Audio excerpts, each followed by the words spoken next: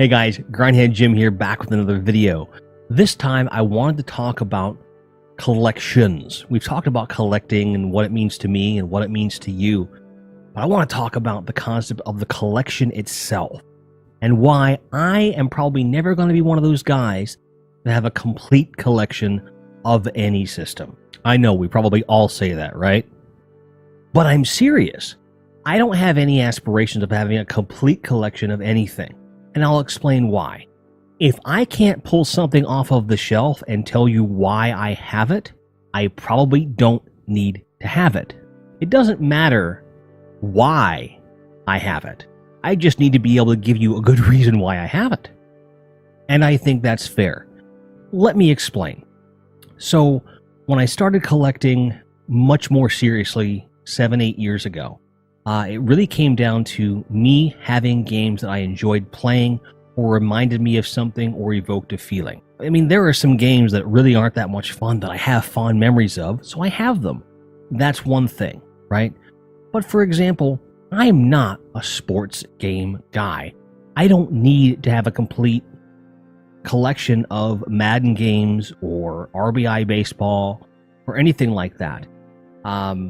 I don't have any connection to those games personally. I don't enjoy playing those games.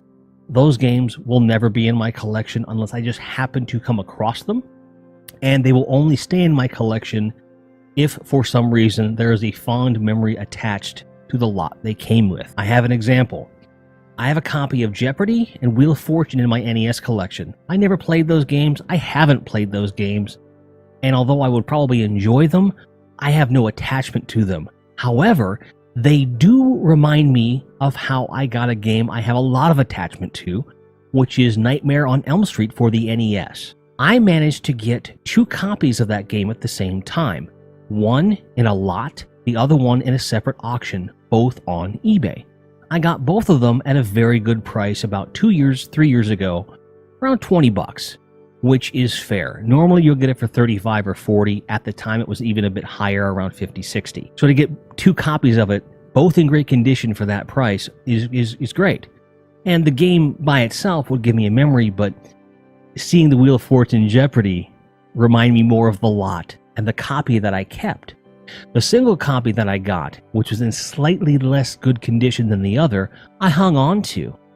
And I hung on to for a very long time. When I was set to move to Texas last year, 2018, a buddy of mine, who is also a big gaming enthusiast and was just starting to collect retro, he had watched me collect all these years and decided he was going to jump in. And, you know, I'd gone out game hunting with him and I'd seen the passion and he was learning and I wanted to help him out. When it came time for me to move, you know, he asked me if there was anything that he could do to help with packing, which was a difficult question because he knew he wouldn't be around to help with the actual move, you know, get the boxes out like that. Like, he knew he wouldn't be able to help move boxes later.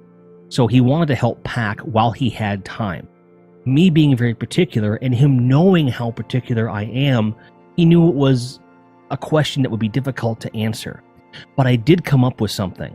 The one thing that I trusted him to take care with, that was something I was having difficulty with, was unhooking all of my retro systems and putting them neatly in boxes.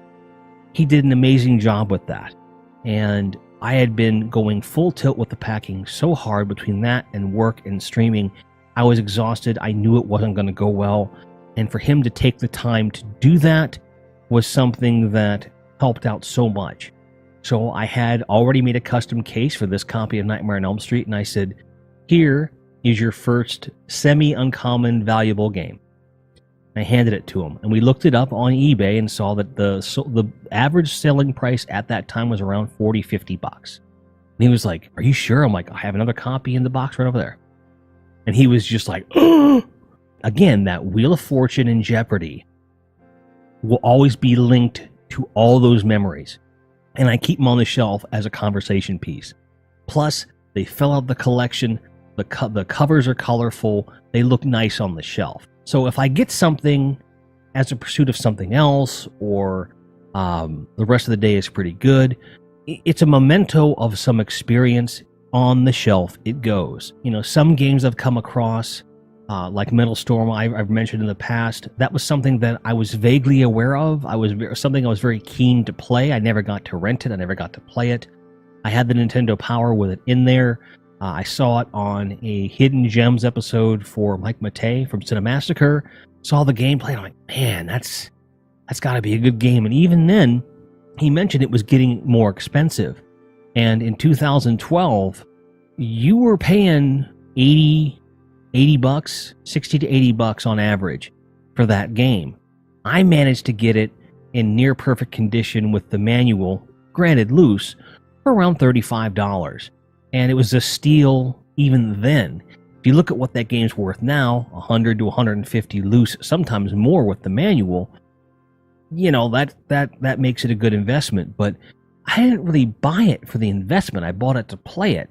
And when it came in the mail and I put it in the system, I loved it. It's a great game. But it has transcended that because I have it because I love it.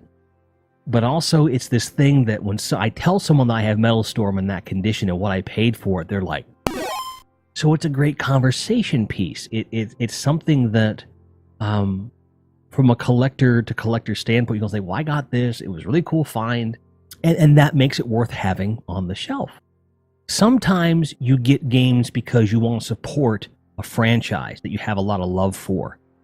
For me, an example of this is Tecmo's Deception on the PlayStation 1. I lost a job and a girlfriend over that game. I've probably told that story 100 times on stream. I don't get tired of telling it, and maybe it gets a little bit better every time. But that game is so much fun. And they've expanded that universe later with the Trapped game and also Deceptions 4 for the Vita and PlayStation 4. If you haven't gotten it, go get it. It is so much fun. Even though I know I'm probably never really going to dig in and go back to the original games because they are admittedly a bit clunky and haven't dated well, I wanted to have them in my collection. So when I went first surging back into collecting, I made it a point to get every Deception game in the series. And I have them all on my shelf. And it's just kind of a shrine to something that gave me a ton of joy and something that I continue to enjoy. So it goes on the shelf for that reason. I don't have any particular attachment to any of those particular copies, and I don't really have any attachment to the second or third in the series at all, but having a complete set just of that particular franchise meant a lot to me. And I'm kind of the same way with Destiny. I have been playing Destiny since the alpha of the original game. And I have a physical copy of almost every version of that game that's come out physically on the PlayStation. I have some, like I have a PC box and a couple other things, got the collector's editions and so forth, but I play digitally. I don't have any real need for any of the physical stuff to play the game, which is going to happen no matter what. But one of my goals is to have, at least on a per system basis, at least one copy of every version, meaning that I want a copy of all the major Comet releases, vanilla releases, and any collections, and just have them on the shelf. But the rule I'm giving myself is that I'm not going to get them until they're very, very cheap. Like I didn't get a copy physically of Destiny 1 vanilla until I could get it for like $5. So it's not a complete craziness. I even pieced together my Destiny 1 collector's edition based on friends that didn't have any space for the stuff. I got the box for the collector's edition from a friend for nothing. And I got the Ghost from another friend for like $30. And I got this diary book thing that came with it for nothing from a friend who no longer needed it. I've also got the hardcover guides for both of those games when they first came out, which is neat because it's a snapshot of how that game was at launch. And sometimes it's difficult to explain to someone as a game gets patched and things change in the economy and so forth, how different progressions will change. And now I just have these books I can go, well, here's what we did in my day, you know, kind of thing. So for a game that constantly evolves and is an always online thing where you know those servers are going to eventually go away, for me, it's so important to have a physical representation of the memories in that sense, knowing that, remember when all this came out? Because someday, the only way you're going to be able to buy that game physically is in a collection of the whole thing, or it may only be available digitally. But in either case, you won't be able to play it when the servers go down. Like, there's no offline version of that game. I would hope that when Destiny eventually comes to an end, there is some kind of patch that allows you to play all of the single player stuff, on your machine. I don't have any illusions that that'll actually occur. I don't even know if that's going to happen while I'm still alive. I don't know. I'm in my 40s now. Hopefully Destiny lasts longer. But it's one of those things that I think about. So I have copies of those games, on my shelf. So the game has to mean something to me, or represent a memory, or be something that falls somewhere in the middle. Sometimes I will buy valuable games at a cheap price as an investment, but there is a memory attached to searching that game out. There are some games out there that I probably would never ever play, that I want in my collection just because they're important. I would never spend a top dollar for it, but an NES World Championship, if it found its way into my collection, yeah. Do I need to play it? No. But it's not something I'm going after. I'm not saving up, and I'm not searching it out, anything like that. Like, that's not going to happen. Somewhere in the middle, it's like a Ninja Gaiden trilogy. I already have all 3 Ninja Gaiden games on NES, but on SNES, that game is really important for me. I love it. I like the SNES version very much. It's way too expensive for what it is, given I already have the NES versions of the games, which I would argue play better for me, but I want a copy of it in my collection. This is where the traditional collector is going to throw a rock at me. I am on the fence about getting a reproduction, but an obvious reproduction, just so I have a card of it on my shelf. It is not as important to me to have an original as it is to represent the game in this particular case. And there are a few other games that I would lean towards reproductions on, Little Samson being an example.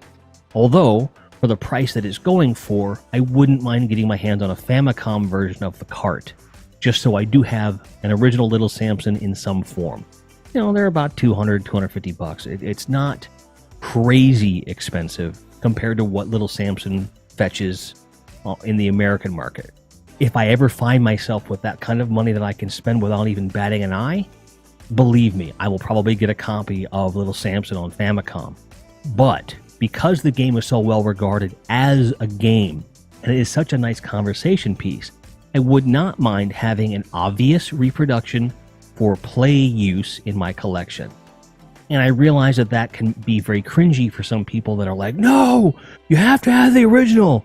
And I go, well, it's not about who has the most. It's about the games. You got to remember, should be, in my opinion, this should be about playing games, sharing games, the fun, and the memories. Because at the end of the day, and I don't want to get morbid here, someday we're going to be gone.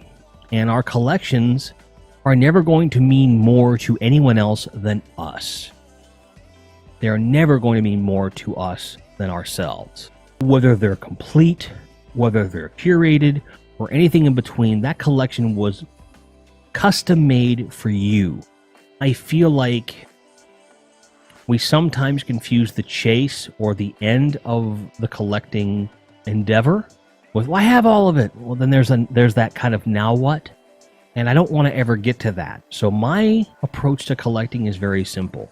I collect games that I have a connection to in some way, or that tell a story that make me smile. I can almost guarantee that there are hundreds of games out there that are very easy to find that could fill up a shelf, that I am just not going to care that they're on my shelf. So as a result, I am never going to go out of my way to get them. If I am given a game for free by somebody that I just don't want, I'm either going to put it on the shelf because there's a good experience or memory attached to that transaction, or for trade bait, or what have you. So you're probably never going to see me with a full anything on my shelf. What you are going to hopefully eventually see is a full collection of games that I do want. Okay? But because there's always new games coming out, it's always going to evolve.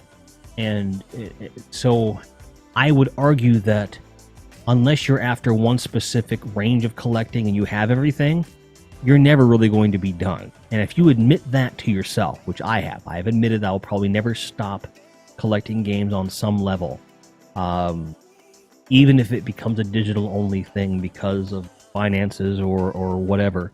I will always have games, and I will always have something to talk about. That's what's important to me, is that back and forth, that the camaraderie and the stories and the happiness. So that's why I collect, and why I will probably never have a truly complete collection of anything, because that's just not important to me. What is important to you guys? And if you are after a complete collection of something, explain why. Tell me what it is that drives you to do that. Is it something that you're really passionate about, preserving? Is it something that is a challenge for yourself? Are you one of those folks that want to take it with you when you go? Tell me. I want to know. We want to talk about it, because I don't represent my perspective as anything but me. I'm not saying this is how you should be. It's how I feel. So I want to know how you feel. So thank you guys so much for watching the video. If you like what you see, hit the like button. And we have a lot more content coming, so please hit the subscribe button. Click on that bell so you don't miss a thing. We've got a lot more coming. More game grinds coming in the future. More conceptual videos about collecting and systems and setups and everything in between, and more good conversation. That's what drives the channel. So give them a click. Subscribe, dingy dingy. And I will see you guys on the next one. May all of your grinds be merry. Thanks again. Cheers.